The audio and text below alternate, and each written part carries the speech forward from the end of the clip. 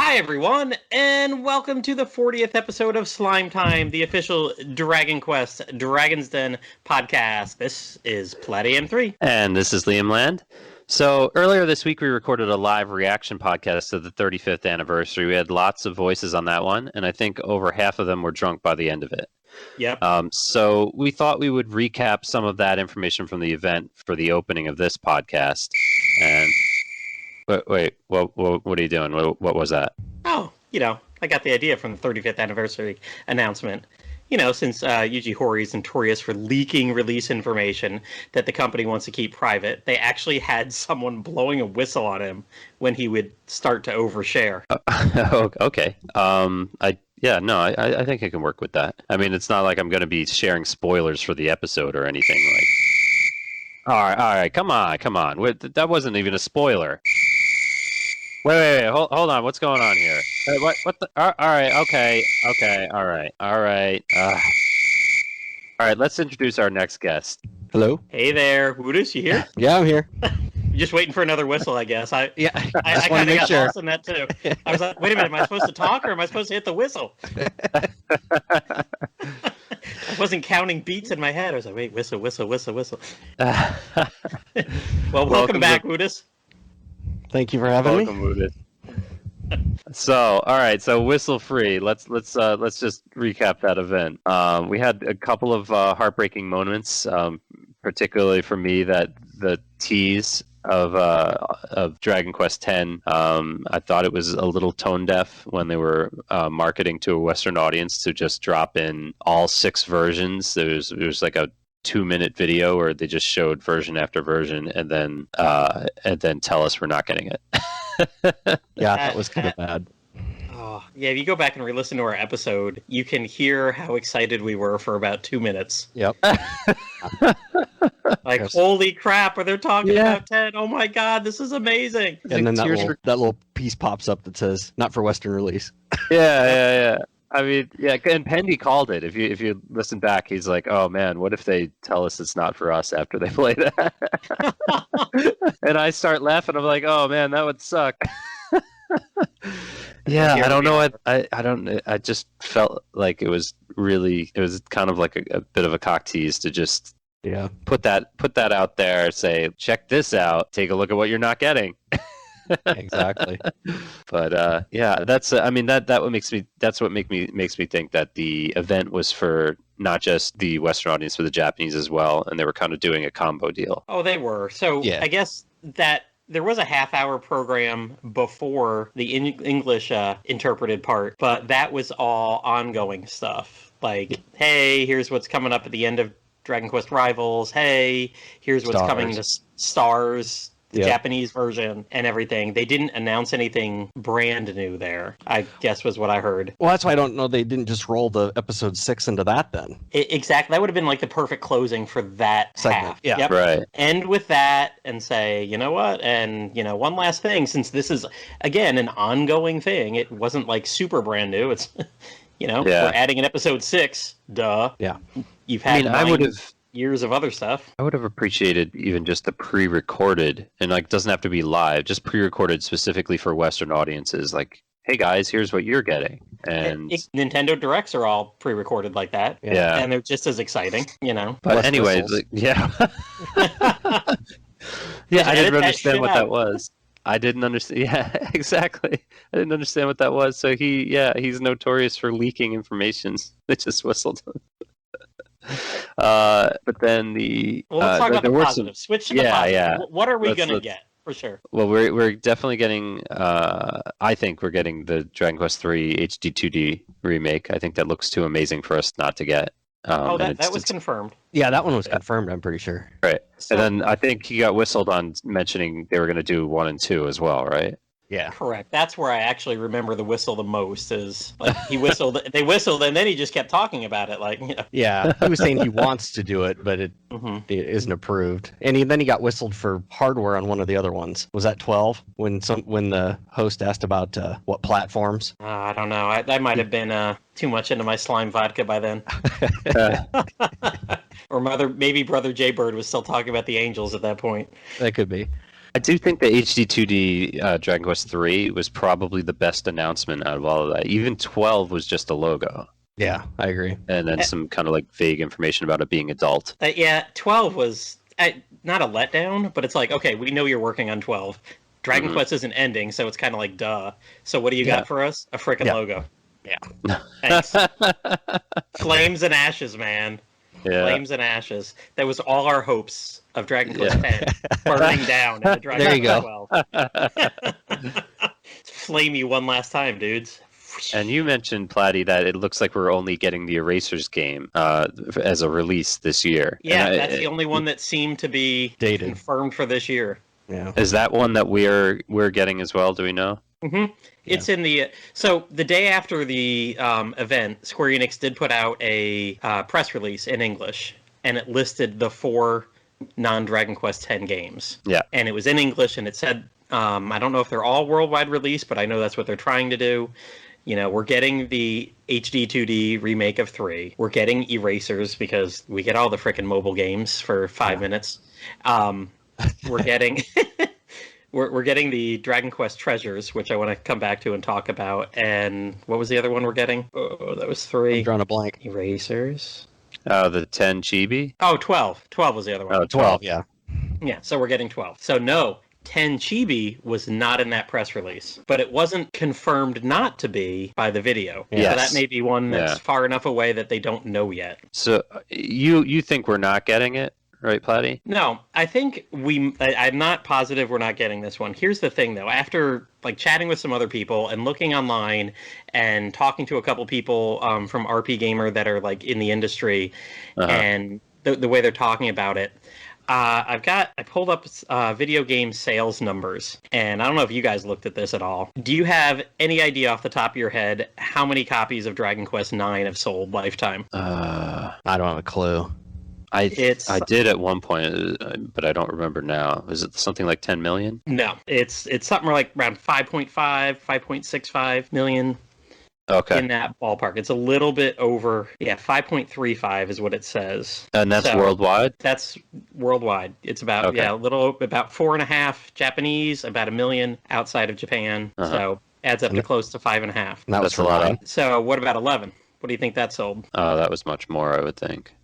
Yeah, another couple mil over it. It's about 6. Now that may not have, and now that it's on Game Pass and whatever, it's kind of hard to pick all that up together. On more platforms, and it's the design was amped up. Yeah, it's everywhere. It's everywhere. And then you look at Dragon Quest X, which has sold about a little over 1 million total. But it's Japanese audience only. And it's a Japanese audience only. It's an MMO, so right there you're not going to have the number that an offline is. So with the design change and with looking at the numbers of what even a frickin' Monsters game pulls in, I'm seeing this is the way to get everybody in Japan who'd never played 10 to play it. Like, hey, we get it. Not everybody wants to sign up for a monthly charge. Not everybody wants to play an MMO. Also, the chibi art figures, I mean, that's big in Japan, but also to me, it skews more towards, hey, we're making this for kids. We're making these for the 8-year-olds and the 10-year-olds and the 12-year-olds whose parents don't want to buy them an MMO. Sure. Whose parents don't want them online, communicating and talking to strangers, whatever. I mean, I know there was kids' time, and I know that's there, but this seems like, hey, for all of you that, there's about 4 million people out there that have bought our other games that haven't bought this one. Why don't you play it? They could have just reused the same art. That's pretty kid-friendly, too. Like the regular kind of Toriyama style, the Pukli pose. I mean, those are all, that's all pretty kid-friendly, I would think, to begin with. Oh, yeah, the art style, I mean, you're selling 5 and 6 million to the other ones with the nicer art style. So, but I just, in my head, this is where it seems like, okay, this is for Japan, for the 4 million people that didn't buy it over the past 10 years. There's a huge untapped market there. Sure. I mean, even if it sells half, or heck, even if it sells like a fifth of whatever the other games sell, you've got another 1 million sales there. Yeah. I mean, they get 1 million sales from a Monsters game, so... Yeah. Well, that's why 10 shouldn't have been a numbered title to begin with, in my opinion, either. Correct. It should have been a spin-off. DQ MMO. Yeah, I mean... You don't need a number. Yeah. But, I mean, I think it's also there we can get it too, but I don't see it as this was made so that we can make it international. I mean, it may be a two birds with one stone. Hey, we've got internationally millions and millions of sales that never went out with 10.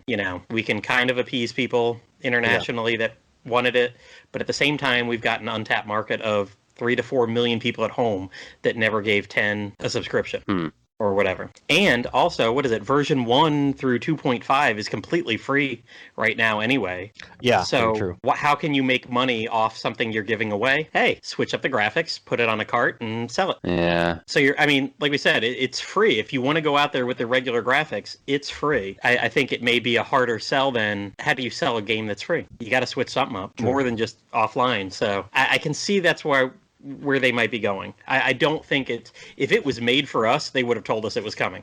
They told us 4 other things were coming. Yeah. Yeah, I don't know. Unless they want to see how it sells. Yeah. Oh yeah, they could have been just kind of garnering reaction. I wasn't pleased with the chibi style, especially when I think they could have just used the old graphics and appealed to even just change up some of the content, make it different enough so that the MMO players might even want to check it out as well. Well, and one thing I wasn't quite sure from the video, maybe you guys caught it, was the offline only chapter 1, or was it 1 Everything I saw was chapter 1. It was only chapter 1. Yep. So I wonder if that's what they'll do, though. They'll just sell you just what's done. 5 offline versions. Oh, yeah. Imagine that trickled out every other year. So you got another 10 years of life out of Dragon Quest X and again, if you sell 1 to 2 million copies of each of that, that's like pumping out a Monsters game, but these are already done. Yeah. And then once you get the art assets for version 1, you don't have much more that you need to do every subsequent version. Yeah, kind of like with the what Hori said. Yeah, you just got to change the story, throw in your NPCs. You've already got all the races, designs. Kind of like with Hori saying he wants to make Dragon Quest 1 and 2 in the 2D HD. You're gonna have all those assets. Yeah. From 3, I mean, you've got all the NPCs. You've got all the tiles for castles and this and that. Yeah. You could make the entire Roto and Zenithian trilogy right there. Yeah. Well, it was the 25th anniversary. They came out for the Wii. Yeah. All 3 of them. So maybe a year into the 35th anniversary, all 3 of those come out together. Or 40. Or 40. The pace things are going, it might be. All right, so let's talk Dragon Quest Caravan Heart. Oh yeah, that's what we're here to talk about today. That is Dragon Quest forgot. Monsters. Yeah, right. Dragon Quest about Monsters 35 years Caravan Heart. So I wrote up a little recap because I've been the one that's most recently played and is still playing this game. So you start off as you're playing as Keifer from Dragon Quest VII. And he finds himself in Torland, the world of Dragon Quest II, where he happens upon a wagon and helps to give orders to some human monsters in a wagon to fight off some attacking monsters. So that's how he starts off becoming like the caravan leader. He takes over from a leader named Lewin, who's trying to find the orbs of Lodo to help his sick parents. They find the Master of Illusions, who states that if the group gathers the orbs of Lodo, she will grant a wish to anyone, which would cure Lewin's parents and also send Keifer back to the island of Estard. So I was just wondering, as you're talking about the orbs of Lodo, like those take on 2 very different meanings if you picked a male protagonist or a female protagonist for Dragon Quest III, right? Trying to find his orbs or her orbs. Gotcha. Ooh, yeah. Now the orbs actually represent in the game. They represent a different armor piece, and I think the sword is one of them too. So like helmet and armor and shield and sword. So basically, we're going back to almost like the Zenithian trilogy, where you're always trying to get together all the equipment, the legendary equipment. Yeah. Yeah. Well, you do that. You do that in the original too. Yeah, or even like at the beginning of 7 when you're getting when Dragon Warrior 7 when you had to gather the 4 pieces in the first ruin. Oh, the shards. Well, no, not even the shards. Didn't you have to get a helmet and a sword? You're talking about that opening puzzle. Yeah. Oh yeah. I think that got taken out of the 3DS version. Because it was really simplified. Yeah. That was one of those things where it was just extending the amount of time it took before the first battle. Yeah. 2 hours to slime time. So differences from the traditional Dragon Quest games that I noted was the aggressive hunger mechanic. This is very divisive. This is one of those things where people just hate on this game because it's so brutally difficult in the beginning. I remember walking around starving and just my HP is bleeding out because my characters don't have food. And that was like probably the first hour and a half of the game before I started picking up the right characters. This is something that people can't get past. This is the first thing that anytime it's brought up anywhere that this is mentioned. Oh, that's the one with the hunger mechanic. Yep. Why is it so much worse here than in all the Mystery Dungeon games? Because I think every step in the Mystery Dungeon, you could take several steps before you lose a hunger point. Yeah. In this game, every step is a point. Plus, or more depending on terrain. If you're in the desert, or if you're in the hills, if you're in like the hilly areas, it's just rapid fire bleeding you out your food, and then eventually your HP. Since you've just played this, Liam, when did it ever fade into the background for you? Become something. Okay. Yeah, because I started picking up. I can tell you the order it happened. I started picking up first. I picked up a fisher or a fisherman. In this game, they're called fishers, and you go up to a lake and you try multiple times. I mean, there's certain areas that are easier to fish than others. But you try. Dry land doesn't work. Yeah, no, you can do it, and it's just like, you can fish on dry land, and you're just not going to catch anything. But yeah, the RNG for that is really difficult. You're not going to. A lot of times, you're not going to catch anything. So if you get two fishers in your wagon, then you fish again. Sometimes they'll catch two fish, and the odds are improved. So beyond that, then I found a hunter, and the hunter can just go out and hunt for food. That's one of those things that reminds me of that makes this game a little bit reminiscent of Oregon Trail, because you're going around with your wagons, and random events are happening that are either good yeah. Maybe you can. Maybe I just haven't gotten that far yet. That's the if there's any bonus content at the end game, maybe that's it. Right. Oh, there's an extensive end game here. Oh, great. Yeah, because I'm right at the final boss. I could literally like beat the game right now on the podcast, but I'd rather just talk about it. So then after I got the hunter, then eventually I found the chef, and the chef just makes food for you. So you just put them in your wagon, and now the consumption is getting slower and slower. But also, as you're walking around, your max food, the max amount that you can hold, it expands by 5 every certain number of steps on the map. So right now, I've got something like 415. Whereas you start with something like 100. I think it's like 100. Yeah. So in combination of having all these characters, the fisher, even like the fisher becomes irrelevant after a while. You just kind of get rid of them for somebody better. But the chef and then the merchants. The chef helps with even just having one. I haven't noticed any advantages to having two, but just having one in your party will slow that hunger meter significantly, and then having 2 or 3 merchants in one caravan will just amp up the amount of gold you get during battles. I'm not sure how that works, but they just find a ton of gold each turn. Sure. And then now you have a ton of gold. So I've got something like 22,000 extra gold. I just took the merchants out of my party. I don't even need them anymore for buying food and any other items, like World Dew and things like that. Sure. So yeah, it's a tough go at the beginning, and it can be really frustrating. I understand why people hate on it so much. And they wanted to make it just like Dragon Warrior 7. Or 2. I mean, this is the hardest Dragon Quest game I played, probably even harder than 2. No, this definitely had some challenge. I've played through this twice. The day I started it, the day it dropped the fan translation, I want to say it was like March 2008 or something like that. Played it then, did a ton of post-game stuff then, and then I did it again, I want to say 7 years ago on my iPad. There was a really early emulator for GBA that came out, because I know it's hard to get stuff to work on Apple iOS. Yeah. And I used to have to set to play the game, I used to have to set my iPad back a day. Like you had to go in and change the date. There was something with that, and then it would work beautifully. And it saved the game through Dropbox, which I found out about a month ago. My save games were still on my Dropbox, even though I hadn't used it in 7 years. So nice. I've now got my save game from there, whatever, 50, 60 hours loaded onto my 3DS. That took no amount of technical skill to finally get all that together. A couple FAQs on how to add that together, and it's there. I have no idea where I am because it was 7 years later, but it was, nice. But both times it was one heck of a challenge.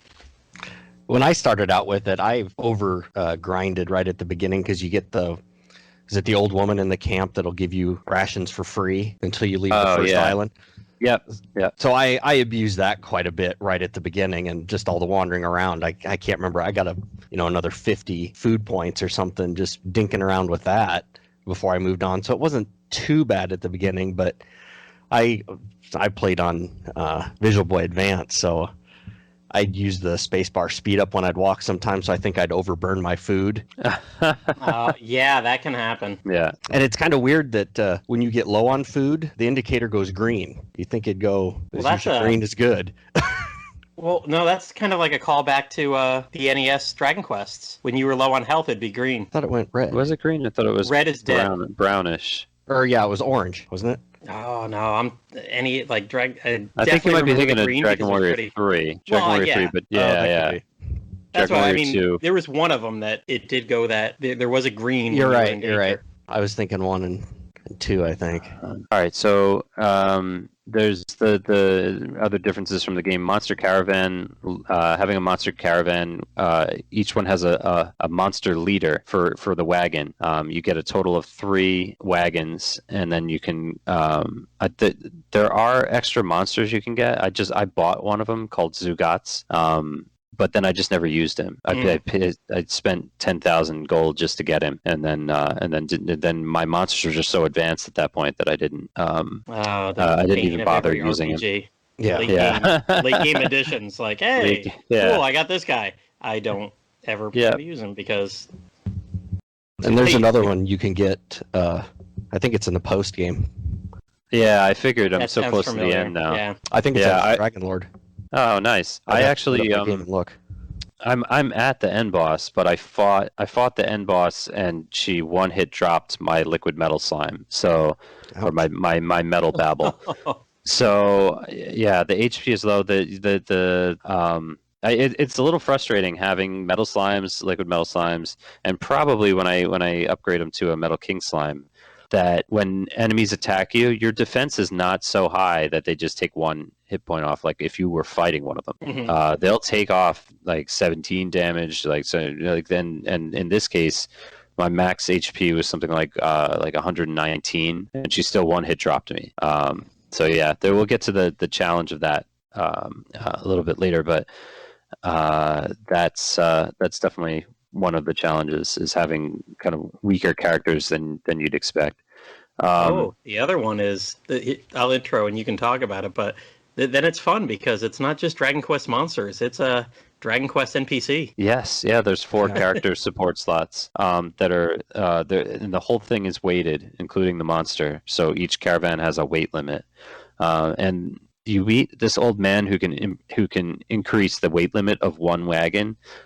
So far, I've done that 3 times. The guy is pretty rare, and he doesn't show up a lot. So that gives you a very limited space to use NPC characters. That's another one of the challenges right there. Is you have to kind of pick and choose in each wagon based on what you want. Like, do you want an entire wagon of merchants to increase gold, or do you want warriors? A heavy soldier, or like I have a sage character, which is great. So the sage will either when it's each of the 4 character slots gets a turn. So each battle round, one of them will attack in tandem with your monster or support. So I have the sage, which will actually either cast boom or heal more, which is pretty helpful. And then to try to balance that out, having like maybe one soldier or one attacking character. I have this support character who is he attacks for 5 every round, but he takes 5 damage off of metal monsters as well. So he's like specifically like a metal hunter. You got the metal hunter guy. Yeah. So that's actually a pretty cool addition. I've never seen that before. Like a specific class. Yeah. This is the mechanic I felt worked a lot like the immigrant town in Dragon Quest VII. Because you would just walk into towns. I know there's some like specific ones that you do get throughout the story, but man, I remember so many late game sessions just going town to town to town and going into every area trying to find new spawns. And usually a lot of the times lighter characters.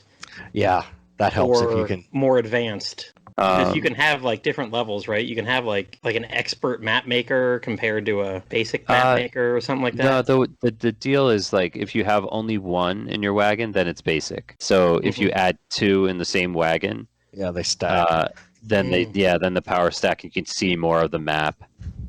I was actually about more than halfway through the game when I figured out that like you can use the map, you can use the mappers to look at the castle, the dungeon floors, and see where you are in that. It gives you kind of a basic like line map. I never did put all 3 in to see what benefits there are. I don't think there is. I think 2 is all that's helpful, and they're also really lightweight. So yeah, they're only like 1, aren't they?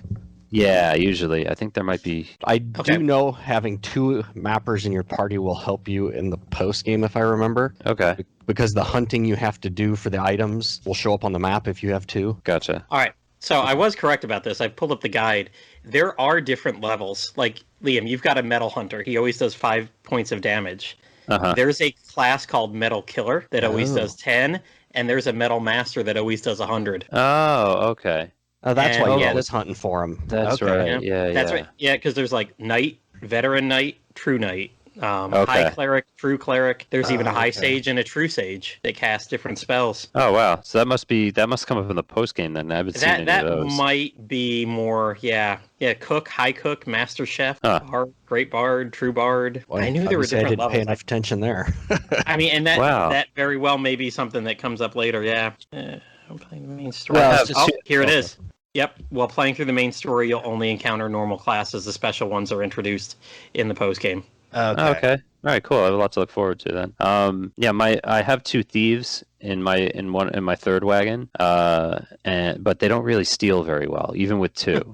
I just have them in there to fill the empty spaces, because if you have an empty space, then you don't get any support that round. From that particular wagon. So yeah, right now I've got, just because I don't have any other choice, my 2nd wagon has an empty slot because I have a warrior, a sage, a bard, and then I upgraded my phoenix to a trumpeter, and that increased the weight by 1, and I couldn't fill that extra slot anymore. Well, that's right, because the monsters have weight too. Yep. So I need to hopefully find that guy and just increase the caravan weight. I wish I could do that more. Like my max weight right now is 12 for each, because I just did all 3 times I met the guy. I just upgraded my caravan, and then the next one, and then the next one. Keep it balanced, so it's not just one jacked up caravan and then the other 2 are kind of trailing behind. I don't remember finding him many more times than 3 or 4, unless I just was missing him. Do you remember? I'm going to pull up my game. I know the one that I still have is, I probably played it half as much. I probably put 100 hours into that first game. I did so much post-game stuff. Not that there's like much to do, but kind of like... It takes a lot of time. It does. Yeah. It's like the key system in Dragon Quest Monsters 2, where you could... get a key, do a whole world, and get another key, and then go do that whole world. Or Dragon Quest 9, where you grotto. Yep, because you can make areas to go into. I'll talk about that a little bit more though after. Okay. So there's no more wild stat in this game. Goodness. Yeah, that's actually a good thing too. So the monsters will actually do what you tell them to. Towns are now towns and castles are menu based for the Oh, most part. yes. Yeah. Well, maybe it's just the towns and stuff for the most part. Yeah. Oh, yeah. Actually, they also renamed all of the castles, although that could have just been literal translations of the Japanese names. I was gonna say this was fan translated, so Yeah. Moonbrook was still Moonbrook, though, I believe. At least the continent was called Moonbrook. I don't remember the castle specifically. Because don't they call the castles as the Illusions Castle? Whatever the Illusions name is. Yeah. Yeah. The Illusions have taken over in Midenhall, Cannock, and Moonbrook castles. Or no, actually, Cannock is... Cannock, I got that useless prince there. That's too funny. That's another throwback to Dragon Quest II, right? I got his name was like Ixnay or something like that, and all he did was throw antidote, like an antidote spell when you didn't need it.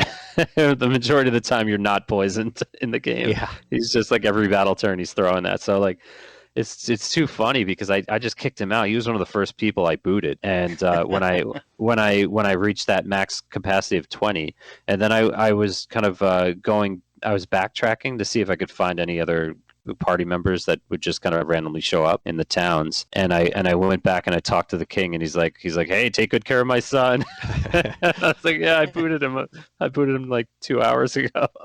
Well, that's taking good care of him. Like, looks like all three of my caravans he's going to survive. A max weight of 12. Yeah, that's where I'm at. But Okay, the last time the guy said he might show up again, so I figured that would be a post game thing. Oh man, How about you, Platy? I was trying to look right there. I got it loaded up. Let me see my wagon. No, I've got 12 on all three of mine. Oh, okay. All right, maybe not. I thought he mentioned he kind of teased that he might show up again. That could definitely happen in the post game. This game that I've got is definitely not deep into the post game or there. I'm not 100% sure, but I remember, like I said, I put 100 hours into the first time I played this, and there are very well maybe ways to do that post game. Yeah, I've got almost 200 in mine. Whoa. What were you doing? You haven't found those other upgraded people? Or just I didn't because I went into this completely blind, so I didn't know there were. I think I spent a lot of time grinding in the post game because that post game battle's tough. Yes. Not saying there couldn't have been some times I was sitting on the couch playing, I might have dozed off for 30 minutes too either. Yeah, and if you don't know to go check the towns, there's really no need to. I mean, in the post game, you don't need to go back to old towns. There's no. Oh, you don't? I thought you could and find other characters. Oh yeah, but if that's not. It's not a thinking, necessity. It's not a necessity. Oh yeah. If you don't go back and get one and suddenly have that spark, like, oh wait a minute. And without a proper zoom spell, it's kind of a pain to get back to towns every now and then. Yeah, that's true. You have to manually track it. Just kind of like the ship. It's not free control. You pick a port and you get two choices to go from. Yeah. And that's what makes it challenging too, because without the memorable town names, it's hard. You don't remember where you're going, especially if you played Dragon Quest II. That's why I made that overworld map while I was playing, because I kept forgetting what was where. Yeah. So if you get True Sage, you can get a teleport spell, which will let you return to any city. Oh, great! That would help. That's in the post game only. But that's post game. Dang. Most people have dropped off by then. Oh yeah, I mean you're talking 50, 60 hours, and to get that True Sage, you got to rely on luck and keep going to a bunch of cities to find one. You're gonna want that though, because you take a lot of time just wandering around for what you got to collect in that post game. Mm-hmm. Yeah, that would have helped. I probably would have cut 20 hours off my playthrough. Yep. Yeah. Like I said, I don't even know kind of where I am in this game, but I do not have any advanced classes in this. They're all just the base. So, I'll look forward to seeing if I can upgrade some of these guys and get rid of the older ones. Then, so there's some playing through again because I didn't make that much use of. I kind of focused on fighters in my party and not stacking like you did with the chef and the fisherman and stuff like that. That would have definitely made it different playing. And if you put the two guys together in the party, like if you have two warriors together, they combine and do better skills in battle. Yeah. I don't have the weight for that. And that's the problem. Yeah, because then that would create too many empty character slots. So in my first wagon, I've got a weight 4 soldier, then a weight 2 cleric, and then 2 mappers. And then my second one, I've got a weight 3 warrior as well, then the weight 3 sage, and a bard. and then an empty character slot. And then finally, I've got the Metal Hunter, weight 3. I've got the chef or cook rather, weight 2, and then 2 thieves. So you just have to kind of figure out a way that it's going to balance out with what you have and try to minimize the amount of empty slots. Or you could just stack warriors or fighters and like have them their attack will be that much more, but then you're going to have like a couple of rounds where they don't attack at all. Yeah, there's always those fun rounds where it says they move their weight around in the reconfiguring. Yeah, that just means that there's no one in that slot, right? I'm not too sure, or if that's at the end, once it reaches the end, because even if you have your wagon filled with 4 people, you do get a turn where they reconfigure. Oh, really? It's kind of like they have to reset, isn't it? Yeah, like, depends on how long your battle's going, too, that you might not see that often. My battles go pretty long, and I was going to talk about this in the challenging section that we've got here, but the monsters, and maybe I'm doing something wrong, but I probably am, because I'm not reforming enough. So all the monsters, the only way I win battles is that 2 of my characters have increase and defense sap, and so I usually start out a round with having 2 characters increase, and then the other one cast twin hits on my strongest character. So that's how I survive. Otherwise, the damage that the monsters deal is like way too high. Their attack, their defense, and their HP are jacked up in this game. Even slimes. I've run from slimes. I've never run from slimes before. Even the slimes, like their HP is like well above 100, and you don't encounter them at the beginning so much as you do toward the end of the main story. But like, they're way stronger. I kept expecting them to kind of be like the slimes from Dragon Quest IV that are a little bit stronger because that they combine to a king slime, but then they just never did. That never happened. They were really strong slimes that would run away like metal slimes. So, but some of the random events in this game that I mentioned were kind of reminiscent of Oregon Trail sometimes. You had the visiting priest who asked for a large percentage of money to replenish HP. Sometimes it's fake. You'll have a thief character who will like say, "Hey, that guy's a fraud," or a priest, a fellow priest character will tell you that. But either way, they're trying to hit you up for money. If you say no, and it's a real priest, he'll say like, he'll give you like basically like Irish Catholic guilt. Yep. And be like, "Oh, I feel bad that someone does not believe in God," and they walk away. But like, they want a large percentage. This is like if you've got, if you got like, I want to say like maybe like 5,000 gold, it'll last for like 2,000 or something. Like it's a pretty huge chunk, like 40% of your wealth or something like that. And all they do is replenish your HP. So it's really not worth it, especially for me who drags his caravan everywhere, because I want that ability to just drop down wherever I am on the world map and camp and sleep at the end for free. Yeah. So, and I know that drains your hunger meter faster, dragging the whole caravan around, but it's still worth it to me, because then I can just drop the camp down and buy more food. Mm-hmm. So. There's a dancer character like Maya who asks you to pay for her dancing, and she replenishes your MP. Once again, it's a lot of money for a little reward. There's a rich jackass who wants you to entertain him, and if you have enough entertaining characters, like I had a dancer in my party, then he gives you money, and that's pretty cool. If he doesn't, like, there's a couple of times like I swapped the dancer out and I didn't have a bard or anyone entertaining, and he just got pissed off and just like told you you're boring, and then he left without giving you anything. There's the super easy ghost puzzles. What was I when I was alive? And they give you 3 choices and the shadow, the shape of a monster, and it's always incredibly obvious what the right answer is. Sometimes you get a heart, and sometimes you get nothing. The characters will go on a diet, or they'll start gorging. If they go on a diet, then your hunger meter slows to a crawl. If they gorge, then it just obviously goes faster. Yeah. There's the link to the past style pond where you can throw something in and a fairy gives you something better. So far, I've gone from, I think I first started out throwing in a medical herb, and I throw in the same item every time, and it just gets better and better. I got it all the way up to a power seed. So I'm waiting for another one of those interactions so I can see if the power seed will upgrade to something.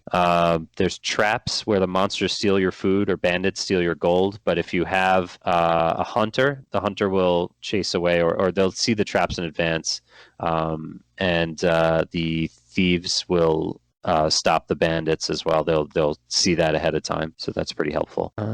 Did you get the clown guy that lets you gamble? Yeah, but there's only one. I obviously abused the RNG on that and save stated with the higher or lower. So there's only one prize you can get with that, which is the gold pass, but that's pretty helpful. It's definitely helpful. I would have liked to see more casino prizes though, because like I said, I was abusing that RNG. Does that lower prices in the store? 10%, 10% discount. Yeah, you don't see it at first. The menu items will still say the original price, but when you buy it, it's like 10% less. That's another kickback to 2, isn't it?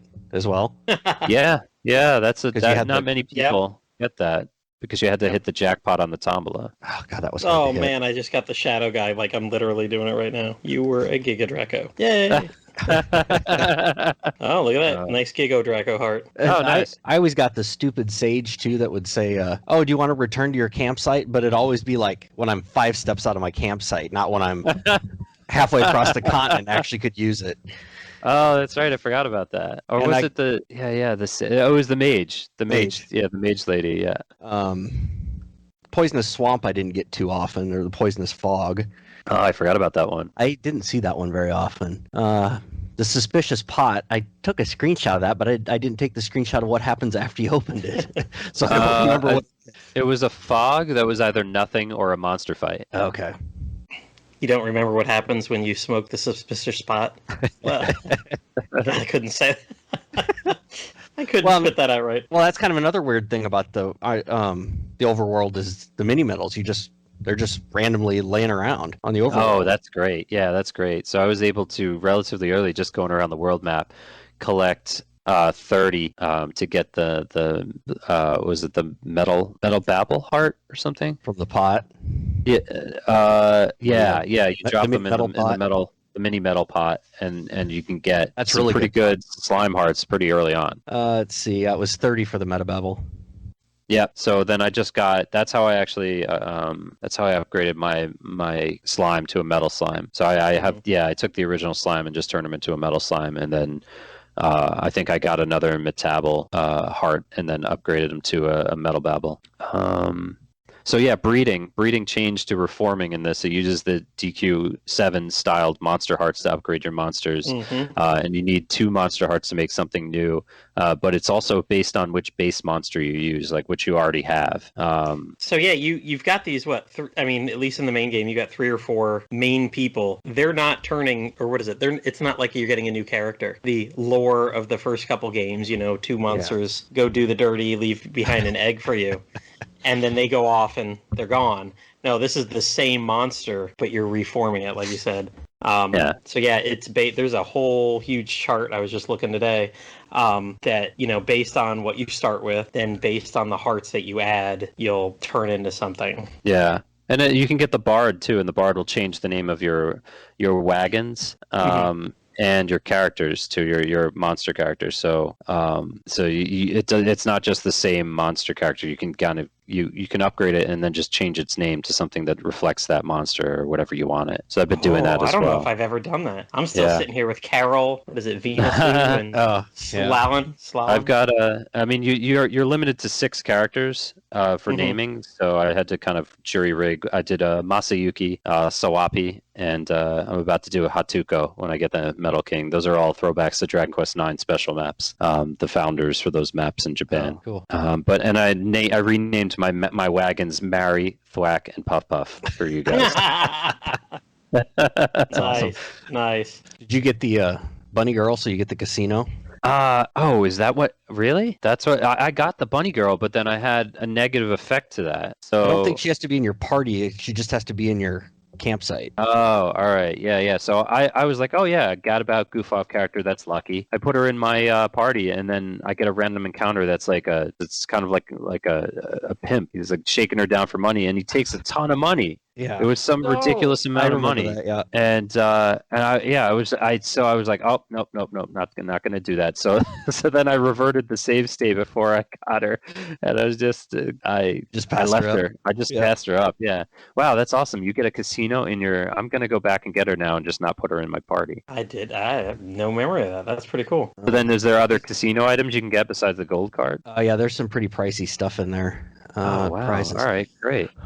That's got, awesome. You can get steak, gold, charm ring, world leaf, world dew, elven medicine, and then there's like human elven parts. medicine. That's it. Yeah, that's right. You were asking about elven medicine. Yeah, because I didn't realize I couldn't get it anywhere else. So I was like, but then there's a true tamer heart, a true seer heart, a master chef heart, a master thief heart, a true hunter heart. Oh, that's great. Heart, magic master heart, true fencer heart, true sage heart, and true fighter heart. So that's how you get them, huh? The true fighter heart's 100,000 coins. Oh no, the hearts wouldn't be for the support characters. That would be for your main monster. Yeah. So I wonder if is that like a personality change? I was gonna say, what does that do to them? No, those are the names. That probably gives them the special stat, but it applies it to the monster, so you don't have to have some one of the support characters for that skill. I'll dump a heart and I'll buy one. That would be my guess. Huh. Having the tamers was good because that would increase your chance of getting enemies to drop hearts. I kind of found like it. Oh, is that what that was? Drop a lot. Yep, that's what tamers do in your party. I got rid of my tamer because I couldn't see the advantage of them. See, you got to read all the FAQs, man. Yeah, including yours. I did use your breeding guide, which was very helpful that was understanding. My one and only thing on Game FAQ. Oh, really? That's the only thing you've written? That's the only thing that I have up there in an account that I cannot access anymore. Really? It's tied to a email that went away, and I couldn't. So I think my game name on Game FAQs now is called Bring Back Enix. It's not Plattym3. Nope. Maybe I'm the Plattym3 or something. I had to do something. I lost a lot of accounts back in the day. So reforming seems to take a small percentage of stats, and then brings your new monster to level 1. Mm-hmm. But you get to keep the upgraded skills that you got. Yeah. And that's different than the old games. Yeah. Yep. You get a max of 6, and I think you mentioned earlier you get a max of 8 in the previous games. So you have to pick and choose which spells or skills you have.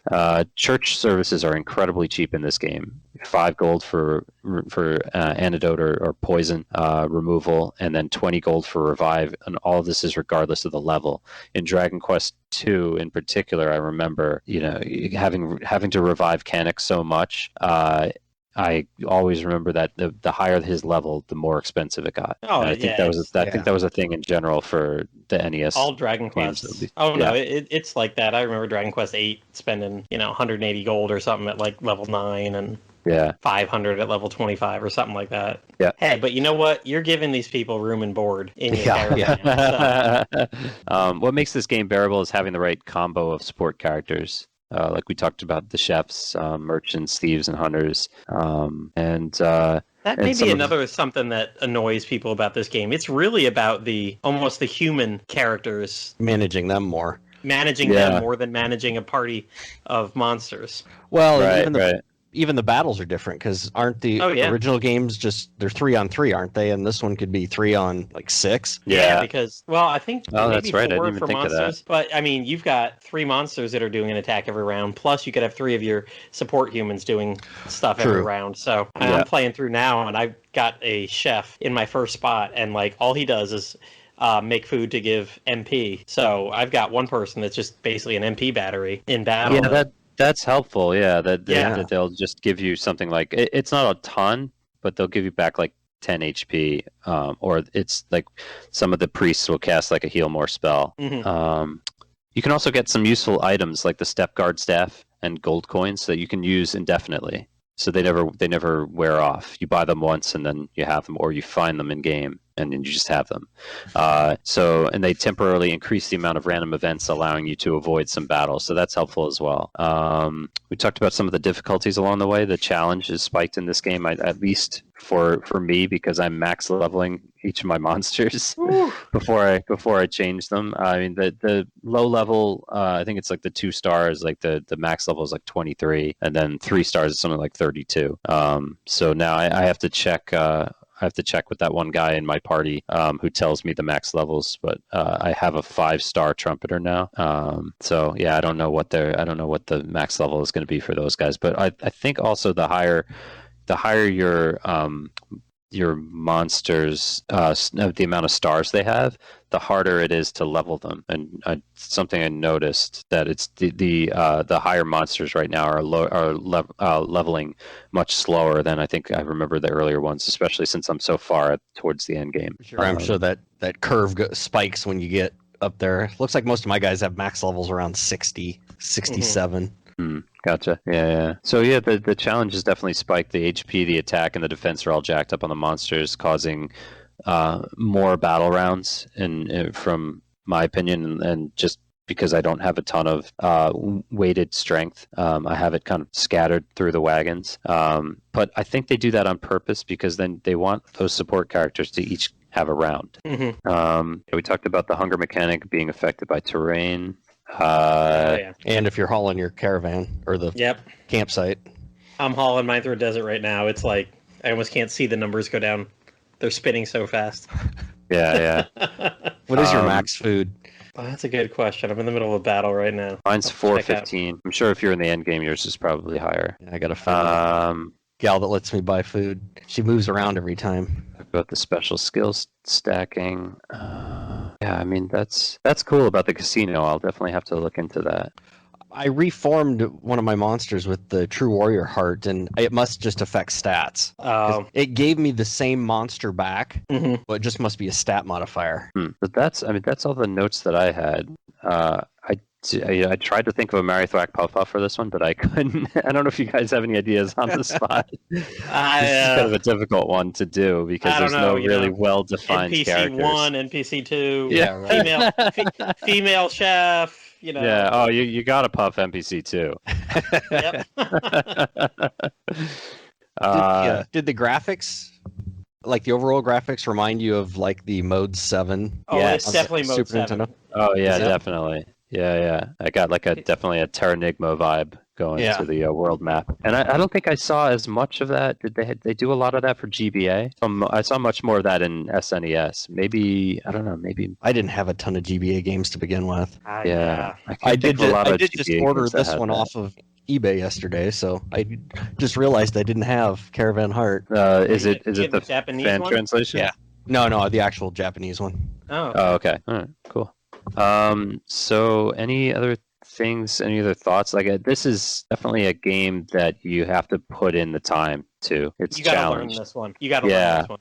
Like you said, with the hunger mechanic, there's so many ways around it, but you gotta pay attention. Like even the support characters, I obviously didn't, because I thought, well, I just want as many fighters in my party as I can have for extra battle, but obviously I should have moved people around a bit more or doubled up other functions. Yeah, I was gonna say I've got my 2 warriors right at the beginning, and they combine to do this gigantic attack right at the first round of every. That's actually a good strategy too. I didn't think of that because I just tried to kind of middle of the road, kind of just do average for everybody. Yeah, and see what's the attack? It takes out at least. I was gonna say have yet to not kill somebody. Unrivaled axe and unleash the unrivaled axe and put nice. somebody. Yeah, I do have a Dragon Lord Heart, so I did pick that up in the post game.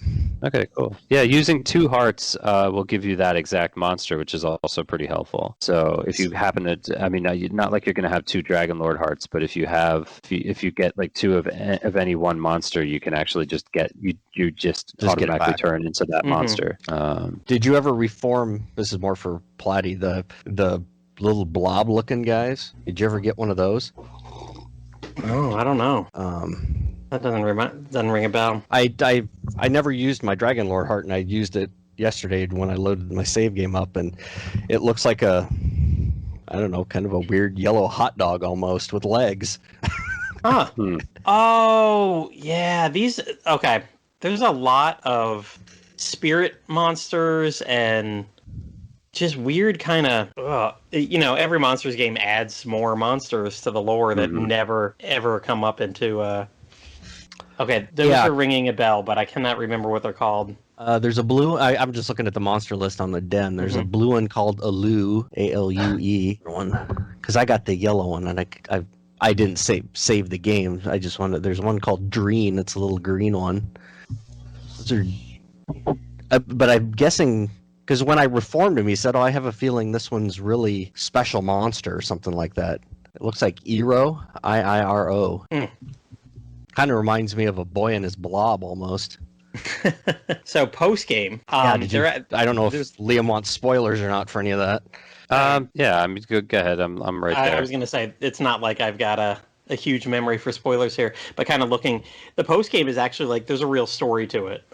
You're back in the castle, and then of course you somehow, story reasons, you end up back in the Torland region, and the darkness has fallen over the world again, and she needs your help. The true darkness. Yes, and what is it? Yeah, because beating the main story doesn't really almost finish the story once you start the post game. It's like, oh, that really didn't help everybody. We need to go further. That was a good first step. Yeah. And I just finished playing the Dragon Quest Monsters 2 remake for 3DS, and it's the same thing. Like you beat was it Derek? Yeah. Was that the guy in Dragon Quest Monsters 2? And then kind of immediately afterwards, some shenanigans happen with the prince, and the sky's dark, and holy cow, and you go to Derek's castle, and he's like locked out. He's standing outside like, hey, I can't even get in my own castle, and something's going on. And it's this whole plot, and it could take you another 20, 30 hours, but it's actually a story plot. It goes right along with it. It's not just, post-game run this endlessly. Yeah. So they did that with Caravan Heart. And kind of like the key feature, like I said, in Dragon Quest Monsters 2, you start getting colored orbs. Yep. And there's pedestals that you can put colored orbs on and combine the colors to go to different, like, randomly generated places. And you might want to look up that part of it, because there's certain combinations of orbs determines the depth of the dungeon, and you need to get to you have to use all the same color to get the best dungeon, and you need to get to the bottom of that dungeon to... what is it you're actually calling? I think it's, are you freeing this? Yeah. But then you have to create the ultimate dungeon to save the illusions. Huh. Well, it's interesting what you were mentioning about the depth, because that just reminds me of the grotto mechanic from Dragon Quest IX. Yeah. I mean, you can kind of see how it evolved. Yep. Yeah, like I specifically, I've thought about it. Like, it's got that Dragon Quest, like you said, the Dragon Quest IX stuff that could be kind of rude. But it's also got like that key mechanic too, that you're combining words together, you're combining colored orbs together, and this is something then we end up seeing through a lot of it. Dragon Quest VII's got, or at least on the 3DS. Yeah, the 3DS one. Basically, an infinite number of different places that you can go to. And the grottos, there are endless amounts of grottos that you can just keep getting. Yeah. Since that was I do remember that there was a really fleshed out story for this, not just, hey, here's an extra dungeon, go do it. Yeah, awesome. There's Estark again, Estark, which is also reminiscent of Dragon Quest IX. There's a story in Dragon Quest IX, but then there's a massive bunch of different like little plots and quests and things going into the post game. To find those orbs, though, that you need to create the dungeons, that's where having the multiple mappers helps, because it will show on the map where the orbs are. If you only have one, it won't it won't show on the overworld map where they are. Okay. So you just kind of wander around it.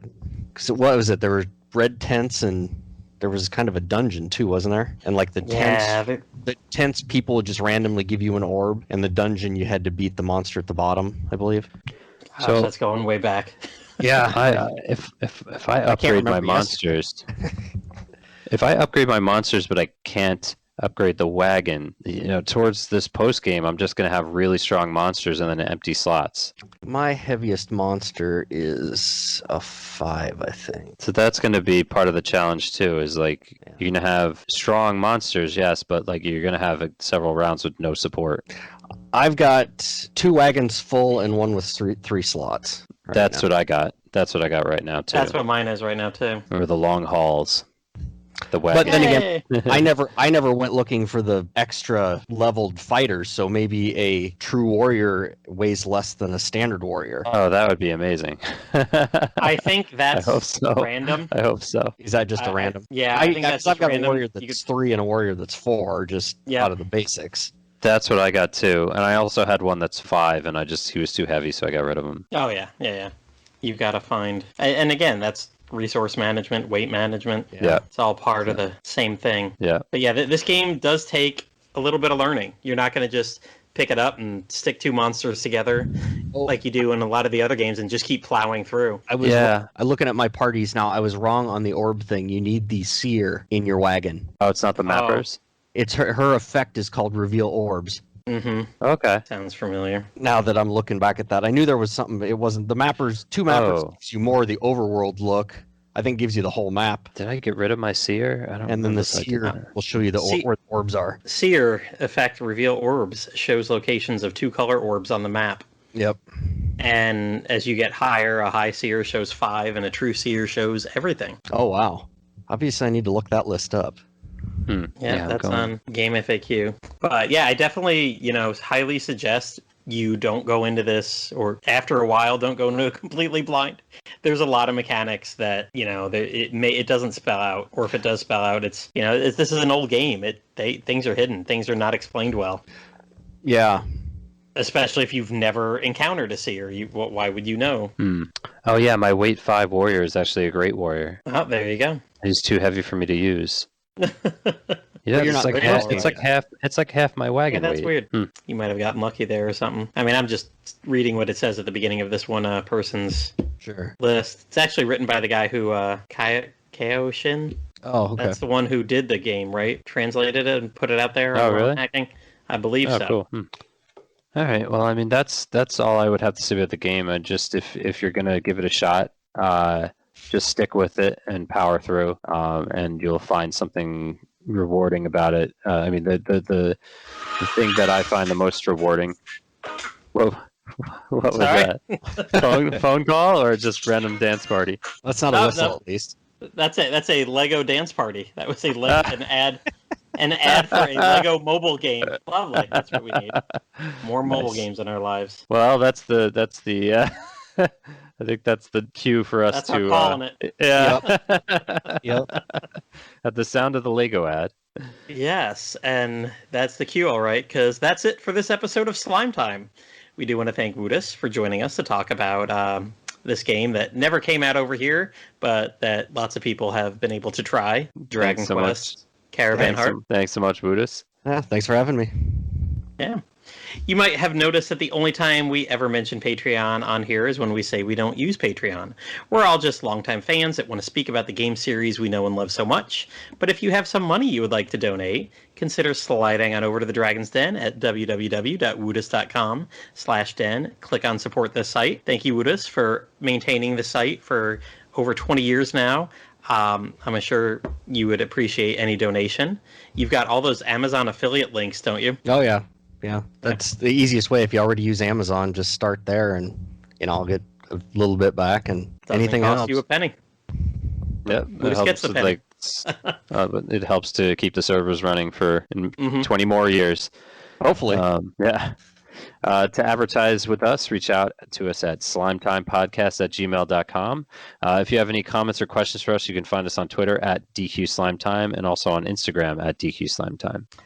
Consider joining in tons of Dragon Quest discussions at the Dragon's Den forums, one of the few remaining forums still around. You can find it from the Dragon's Den main page, or you can go directly there at www.woodus.com/forums. I'm there always crazily posting things about what I'm playing, talking fan translations like this one, and talking Dragon Quest news like we just had a ton of this week. Yeah. Or come and hang out with us and tons of other rabid Dragon Quest fans on the more official everyday Dragon's Den Discord server. We would like to thank everyone that made this podcast possible, like Brian, aka Woodus, for his support of the series and this podcast, and keeping the Dragon's Den lights on for decades. Thanks to Amanda Lepre and the Descendants of Erdrick for allowing us to use their music for our podcast. Descendants of Erdrick is a video game tribute band from Austin, Texas. Check them out and their most recent album, Advent, at www.descendantsoferdrick.com or on Twitter at @doferdrick, and check out Amanda Lepre streaming on Twitch. Our thanks to Dwayne Bullock, our wonderful graphic artist, DQ fan, for making this awesome artwork cover for our podcast. Dwayne was on the original iteration of Slime Time podcast and many of our past episodes. You can check out more of his artwork at Dwayne Art on Instagram or his website, dwaynebullocart.bigcartel.com. And if you're looking for more Dragon Quest Slime Time, check out our earlier episodes on Dragon's Den, Anchor FM, iTunes, Spotify, YouTube, and more. Bye, everyone. Dragon Quest Slime Time, slime. Come on.